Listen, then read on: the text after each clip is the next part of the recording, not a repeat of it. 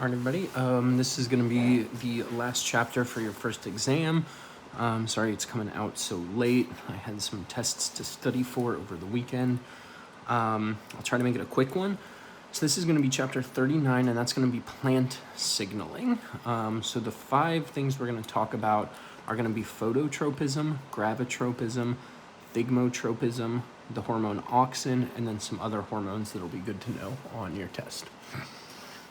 So the first thing that I want to talk about is phototropism. So phototropism means light sensing. So we know that we're going to be talking about the ability for plants to react to light. So this is going to be possible due to photoreceptors, which are proteins. And these particular ones are going to be phytochromes. Phytochromes are going to be sort of the big player for this process. So phytochromes, they regulate growth and flowering in response to light-controlled stimuli.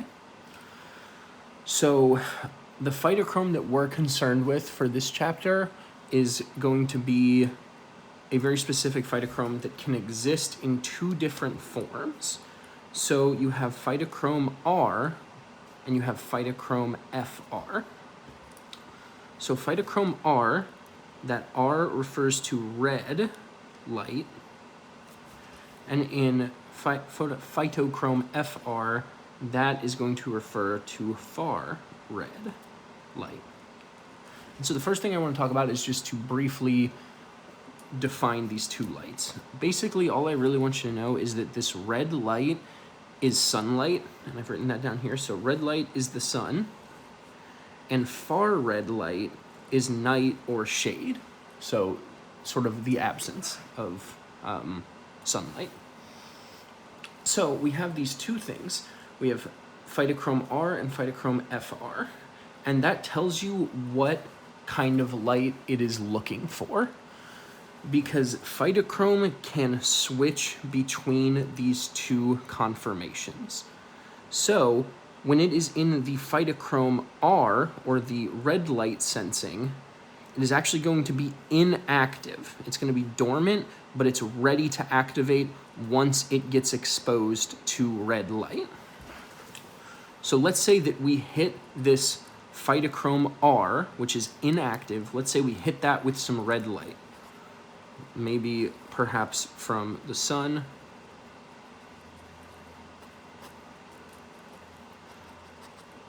So some sunlight hits this phytochrome R, and that red light is going to cause this inactive phytochrome R into the active version, which is the phytochrome FR. So phytochrome FR is active. That means that growth, germination, or flowering are going to be occurring.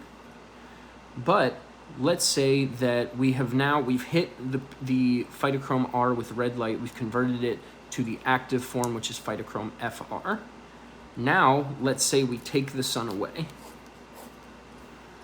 So now there's not going to be red light, but there will still be far red light, and this would be during nighttime, or if we're in heavy shade, or if it's, crazy cloudy out, or if it's indoors and isn't getting light from the sun. So now this phytochrome FR is going to be able to sense the far red light, which is just a different wavelength, and it's going to be darker, essentially.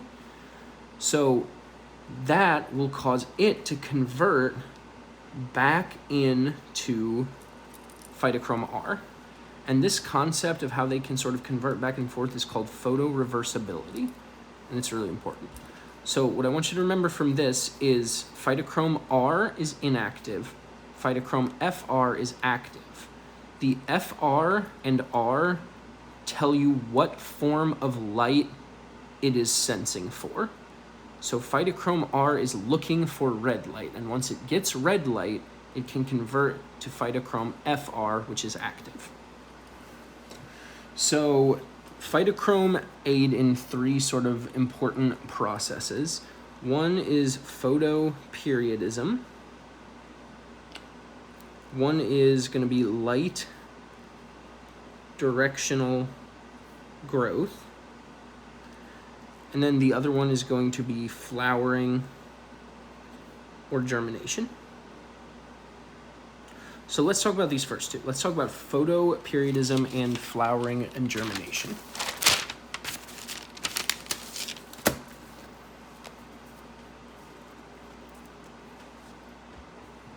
All right. So photoperiodism refers to the day-night cycle and the response that the flowering has of it. So the first thing we're going to do is I just want you to understand there are two kinds of plants that we're going to talk about. You have long day plants and short day plants. So long day plants will flower in long periods of red light. Short day plants will flower in shorter periods of red light. So to make it simpler, long day plants will flower in more daylight hours, and short day will do better in longer nights. So one way to think about this, there is a seasonal aspect to this, right? Because we know we have longer days in the summer and shorter days in the winter. So in those shorter days, these short day plants will be flowering. The long day plants won't be. And so a photoperiod graph usually looks something like these. And so what we have here is 0 to 24, so 0 hours, 12 hours, 24 hours. And the shaded region is going to be night, and the light region will be daylight. So over here I have long day and short day, and we're going to talk about what each does in various situations. So first we have this one here that's maybe 15 hours of sunlight. So the long day plants are going to say, okay, we're seeing a lot of red light. So because we see all this red light and not much far red light, we're going to flower. The short day plants, though, the short day plants are sensing for far red light. And if it sees a certain amount of far red light, called the critical amount, then it will flower. So let's say that the critical night length is right here. So that means that if night is any longer than this, so if this night went to here, for example, which it will in this next one, so this length of time right here is the critical night period, and that is the period at which the switch occurs. So since we have more night than that, the long day plants will go dormant, and the short day plants will start flowering. Whereas in this first example, we have not hit that critical night length, so our long day plants are flowering, but our short day plants are dormant. So now I want to talk about a very interesting thing with these phytochromes and their ability to sense. So in this setup, you can see in this one right here, we have a very long night. And again, our critical night length is right there. So we are well into that critical night length, right? But let's say halfway through the night, I do a very bright flash of intense red light. How is that going to affect these plants? So let's think about this. These short day plants, which would normally be flowering in this situation, right? Because we have a very long night. So a short day plant is going to be essentially waiting for nights to get this long, for nighttime, for the length of night to hit the critical period. If nights are consistently hitting that long, then the plant will flower. But what has happened here is I have broken that cycle right here. I've broken the cycle by doing a flash of red light. And remember, red light is going to convert the phytochrome FR back into phytochrome R, which is the inactive state. And so what that's going to do is essentially trick the short day plant into thinking night is shorter, because it doesn't have enough memory to remember before this. So it's just going to go, okay, well, I didn't hit a critical length here, and I didn't hit a critical length of nighttime here. so I guess nights aren't long enough. So I will go dormant and I won't flower. Long day plants, on the other hand, are going to sort of be tricked in the opposite way. They are going to be saying, okay, this nighttime normally would be way too long for me. But because I have broken it up with this flash of red light, the long day plants are now essentially thinking, okay, so I have this amount of night, that's pretty short, and then I have a flash of daylight, I guess, even though we're kind of tricking it, and then I have another period of night. Well, this night length is pretty short, this night length is pretty short, must be flower. It must be a long day then. So they will actually flower. In this example, we have not a situation where we have not hit critical night length. So again, normally in this situation, we would say long day plants would flower and short day plants would lay dormant. But this time, during the day, I'm going to flash far red light. So what's going to happen here is these long day plants, which normally are like, ah, yes, we have this nice long day, it's going to get disrupted because this long day plant is essentially going to think, well, I have 1 day length here and I have 1 day length here. So these are both pretty short because I've interrupted it with this far red light. So it is actually going to go into more of a dormant state. And I should say, this isn't like 100% switch. Like if I have 100 long day plants, not all of them are going to go dormant from this, but you will see a very noticeable change. It's not 100% though, by any means. And the short day plants will essentially do the opposite, where the short day plants are like, man, this day is really long normally, but look at that. It's actually pretty short. It's actually 2 short days. So I guess I will flower. So that's photoperiodism. Now I want to talk about, we've been talking about flowering. So how does phytochrome make a plant flower? Well, it starts by activating these genes called FT genes. And these FT genes produce florigen. Florigen is the flowering hormone. So florigen is going to be produced, and florigen can convert shoot apical meristems into flowers. And so you might remember from last chapter, when we talked about the whorls and the ABC genes, that is going to be stimulated by florigen. So the other property that these phytochromes played a part in was directional growth towards the sun. So I'm going to state it as a sentence, and then we'll flip it over and we'll look at a picture. So higher levels of far red light will be occurring on the shaded side of a plant. So let's say I have a plant here. It's like a tulip kind of thing, I guess. And let's say it gets a lot of sun, but only from this side. So that means on this side of the plant, I'll draw a line right down the middle. On this side, we're getting a lot of red light. But over here, let's say we are routinely getting far red light. You could think of this as maybe it's a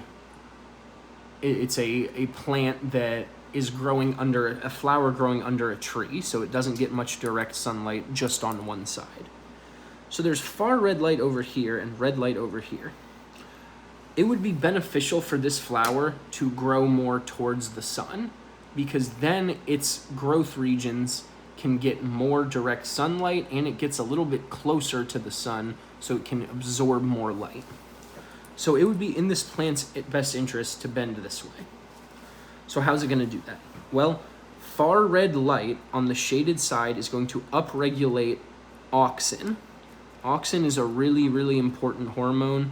You're going to want to remember florigen and auxin very well. Auxin elongates cells on the shaded side. So if I elongate this side, if I grow this side faster and this side a little bit slower, eventually what's going to happen is it's going to start bending this way slowly, right? Because this side of the stem is growing faster than this side, but they're still connected, so it'll sort of bow a little bit. All right, so how does auxin make that happen? So it's going to start, we are looking at a plant cell here. So all these like lines that you're seeing are cytoskeletal elements of the cell wall. Here we have our cell membrane, our plant cell membrane. Here we have intracellular. So the first thing that's going to happen is auxin is going to bind to an auxin receptor on the plant cell, on the membrane.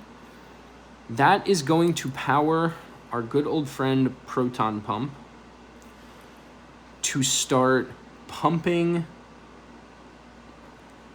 hydrogen ions, protons, out into the cell wall region.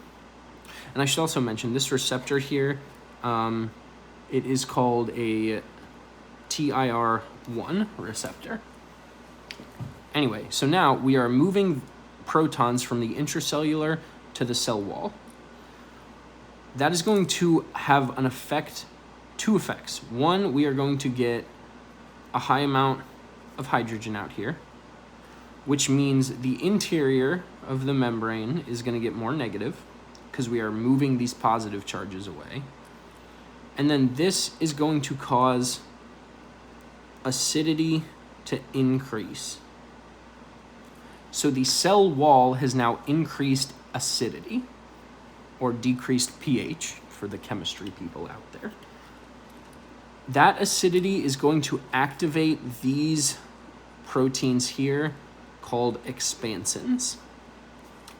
Expansins are going to insert themselves in between these cytoskeletal elements and sort of pry them apart. It's sort of going to take them and expand like this. So imagine if this is like sort of the organization of my cell wall elements, and then I start spreading them apart. You see how we're expanding? But if I keep one side rigid, I can expand out. So it's going to expand outward, so we're going to get a larger cell. The cell wall is going to loosen, and we can even call these cellulose, right? So the cellulose is going to loosen as a result of the expansins. The expansins were activated by the increased acidity. The increased acidity happened because we pumped protons out. Now what's going to happen is potassium ions in the cell wall region right outside the cell membrane are going to see the negative charge that we have left behind inside the cell, and it's going to flow right in because it is attracted to that negative charge. So now we have a bunch of these positive charges, a bunch of ions, and we have a very high concentration of potassium. So we have a lot of solutes. And what happens when we have a lot of solutes somewhere? Water is going to flow in. It's going to expand the cell. And look at that, we've now grown this cell. We've now increased the size of this cell. So that is auxin as it relates to stem elongation. So the next topic is going to be gravitropism, which is gravity sensing.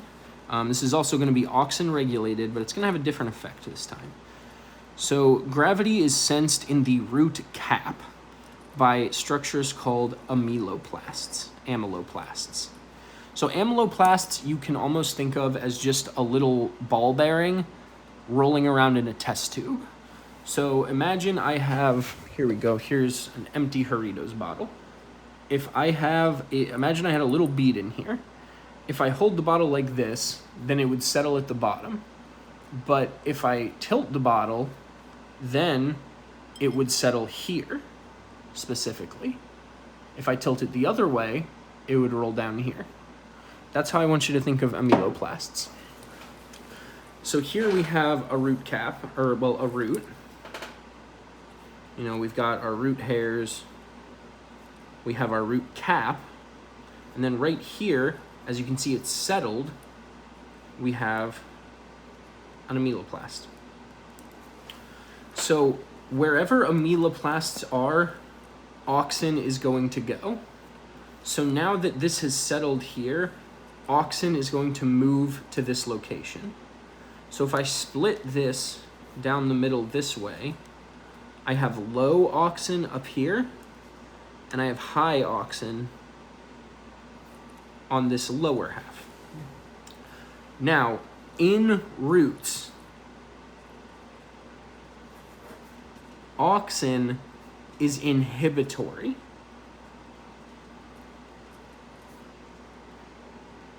In shoots, when we were talking about it up here, it was causing the cells to elongate on the shaded side. So auxin was resulting in elongation. In the roots, though, it is going to inhibit growth. So now this side that has auxin is going to be growing slower than the top side. And so it's going to be the same thing where, let's say this hand has high auxin, this has low auxin. This is going to grow slower. So if this is growing faster, it's going to start to bow like that. And eventually we will get our roots and our settled ameloplast. And once our ameloplast is in the center, that evens out the auxin distribution. So now we have equal auxin on both sides, so it'll grow straight down. So that's it for gravitropism. And we are almost done already. Now we are going to talk super quickly about the response to touch that plants have. There are 3 terms. We're not going to go super in depth. Thigmotropism is directional growth. You can think of this as tendrils coiling around another plant or around a stem. So that's thigmotropism, has direction. Thigmonesty is a very rapid, non-directional movement. It's not like specifically going in one direction or the other. Best example for this is the Venus flytrap. It senses something touching the inside of the flytrap, and it quickly closes.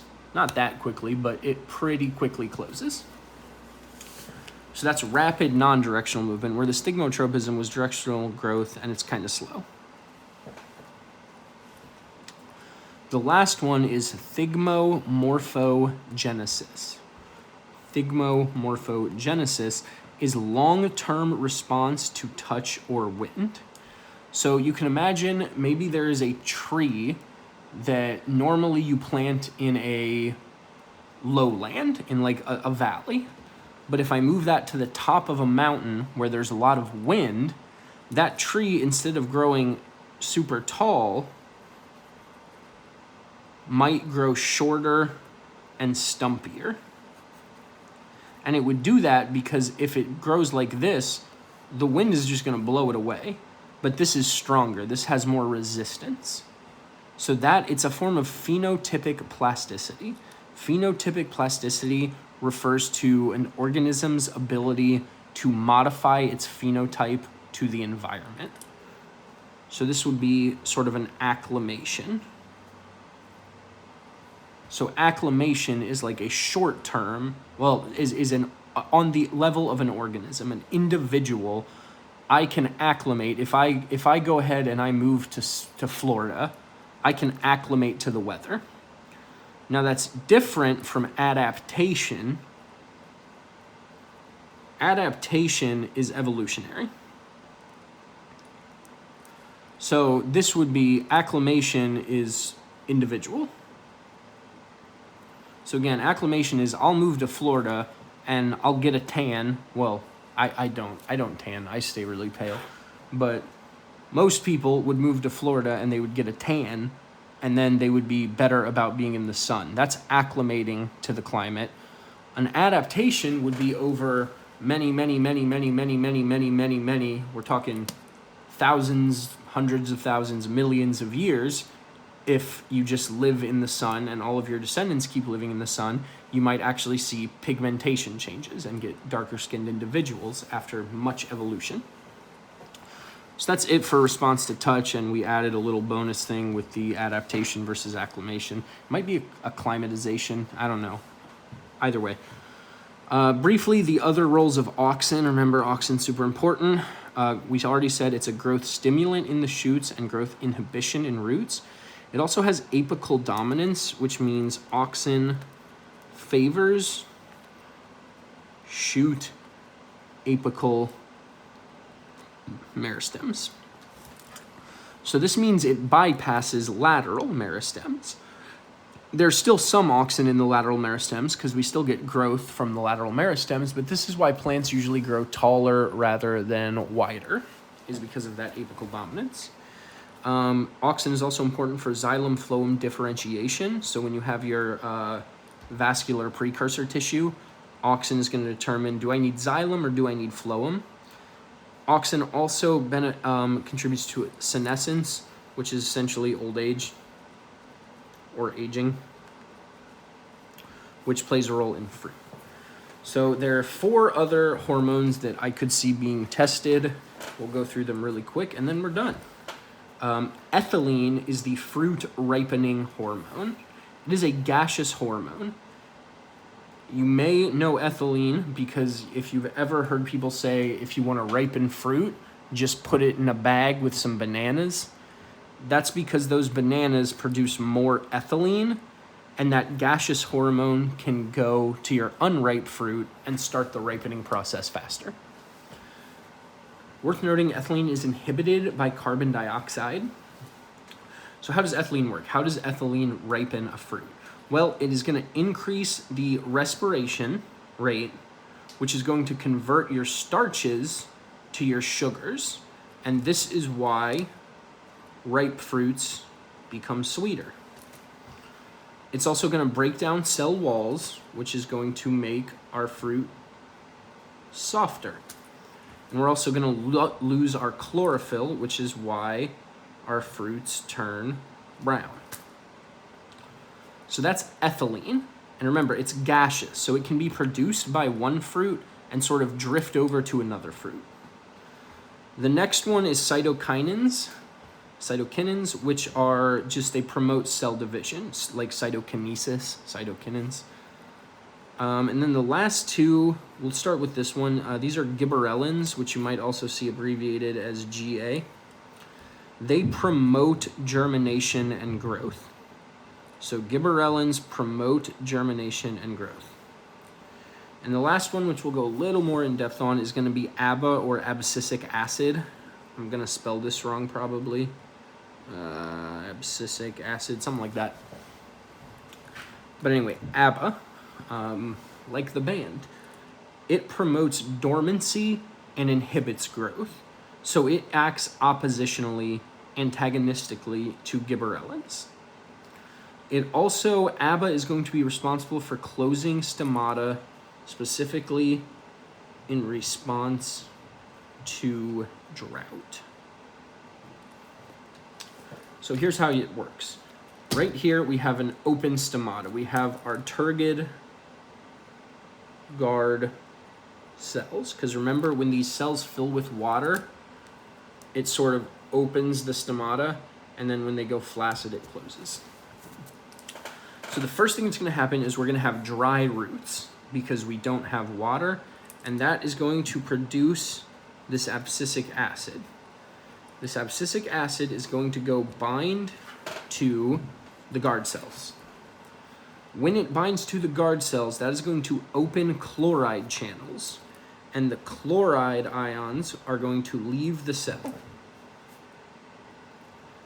When those chloride ions leave the cell, it's going to mean our negative charge is now out here. These potassiums, which have the positive charge, are going to see that negative charge, and they're going to go, okay, I'll leave too. So now the only thing left in these guard cells is a bunch of water.